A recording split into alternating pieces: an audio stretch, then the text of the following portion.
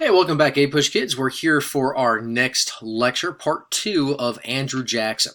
So in the first part, we talked about the first major conflict of Jackson's presidency dealing with sectionalism and the tariff, which was sometimes referred to as the Tariff of Abominations. The second conflict of Jackson's presidency was his war against the Second Bank of the United States. Now, Jackson thought that the Bank of the United States was unconstitutional and gave too much power to the elites. Remember, Jackson, a man of the people, a man of the West, railed often against the elites that were in Congress and in Washington. Now, the Bank of the United States, or really the Second Bank of the United States, had been the brainchild of Henry Clay, and it was designed to help facilitate the economic stability of the United States in Henry Clay's American system. Now, in 1832, Congressman Henry Clay, who's from Kentucky, and the bank manager, Nicholas Biddle, who's on the bottom right-hand side there, are going to support the rechartering of that Bank of the United States. However, Jackson's going to veto the bank recharter, which would kill the Bank of the United States 4 years in the future in 1836. In the meantime, between 1832 and 1836, Jackson is going to order all federal money to be removed from the Bank of the United States and put the funds into 23 state banks, or sometimes referred to as pet banks. Now, this causes a really big problem because what happens is that each of these individual banks start to issue their own money. And you can see a few of these examples here, such as the Bank of DeSoto, a $1 bill, the Delaware Bank, the Granite Bank. I mean, we see all of these different dollar bills, all of these different monies from that are being issued by all of these different banks. This is a confusing system. Rather than having one national bank that's issuing one set of currency, we now have lots of different banks that are issuing lots of different currency. And so what this starts to do is this starts to destabilize the economic system at the time. It is ironic much later on that Jackson will find his way onto a banknote issued by the very institution he so much hated. Now, this action of issuing all of this is going to kill eventually the Bank of the United States. I mean, it's kind of hard to have a bank if you don't have any money. And without a Bank of the United States, banking becomes unregulated and stays unregulated between 1833 and 1913. And what starts to happen as a result of this is we start to see a series of panics. If you look at the chart on the bottom right hand side, what that represents is the Dow Jones Industrial Average, or the index value of our stock market. And what you see is that up and down, up and down, up and down, a series of panics or major depressions or crashes starts to happen. With an unregulated banking system, that continues to happen until the banking system becomes fairly well regulated and insured in the mid 1930s. Generally speaking, though, Jackson is going to represent a new era in American democracy. Him and the new Democratic Party represents the will of the common man. He uses the spoil system, his veto power, he stands against states' rights and threatening the power of the president. It's in a completely new time to be the president of the United States. And he's going to also, ironically enough, greatly expand presidential power, which is super ironic since he's somebody that's going to be very much against, strong national power. He's, ran on a states' rights, individual common man type theme in his presidential elections. But because of this, what we start to see is a well-organized opposition to Jackson start to emerge. And that well-organized opposition to Jackson emerges pretty shortly after he enters into the presidency. And so they form a new political party called the Whig Party, which starts right about there on the far left-hand side.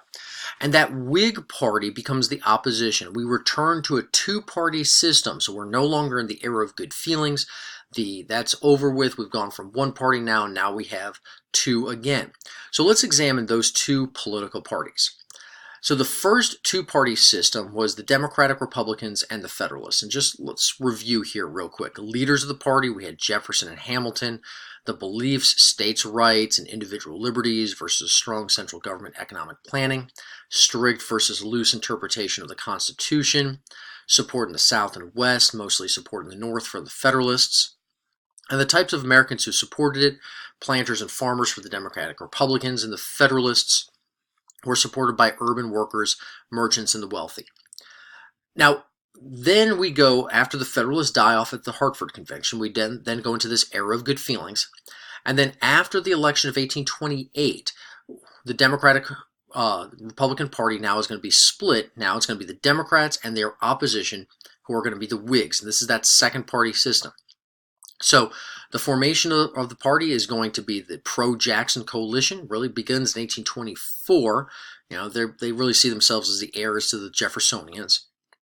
On the other side, it's the anti-Jackson coalition. They're the heirs to the Hamiltonian Federalists, and their principal leader is going to be Henry Clay. So please make sure you write that down as well. Now, beliefs about government, Democrats, states' rights, agrarian farming, Western expansion, the Whigs, strong central government, urban industry, commercial growth, very similar to what we saw before. Who directs the economy? Laissez-faire, which means just kind of let it be.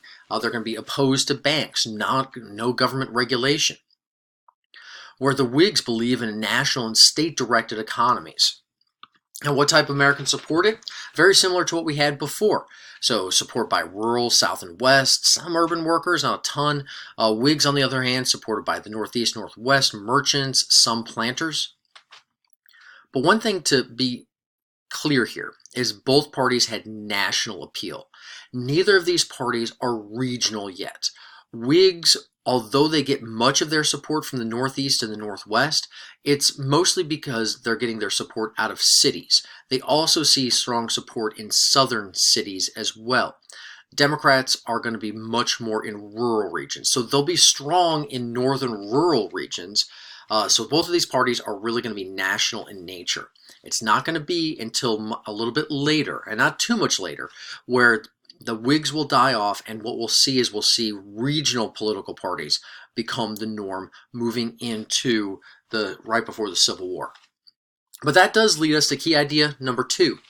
Frontier settlers tended to champion expansion efforts, while American Indian resistance led to a sequence of wars and federal efforts to control and relocate American Indian populations.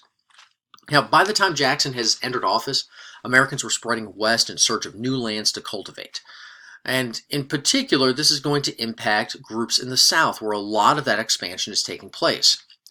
In the South, we find the 5 civilized tribes, and they stand in the way of American expansion, including the Cherokee, the Choctaw, the Creek, the Chickasaw, and the Seminole Indians.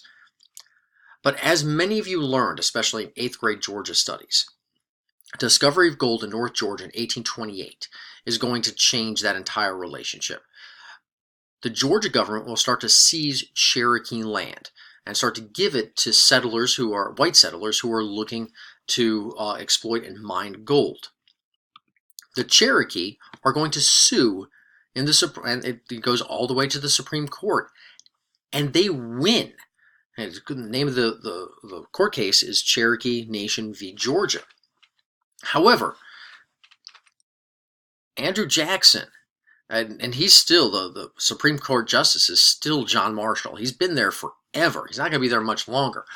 Jackson, when hearing that he's lost in federal court, in the Supreme Court, he goes, well, Marshall has his ruling. Now let him enforce it. He basically saying that the Supreme Court has no power. Once again, coming back to that issue again of Jackson taking on so much more power than he really should have had. So even though they win, Congress is going to pass, and Jackson will sign the Indian Removal Act in 1830. And this forces all Indian tribes to relocate west of the Mississippi. Now, the famous Trail of Tears won't happen until 1838. Jackson's out of office at this point. There's a new president in town, had been elected in 1836. But we still associate the Trail of Tears and the forced removal of the Cherokee Nation from Georgia to Oklahoma as something that involves Jackson. So, in conclusion, Jackson's presidency was incredibly important during this time.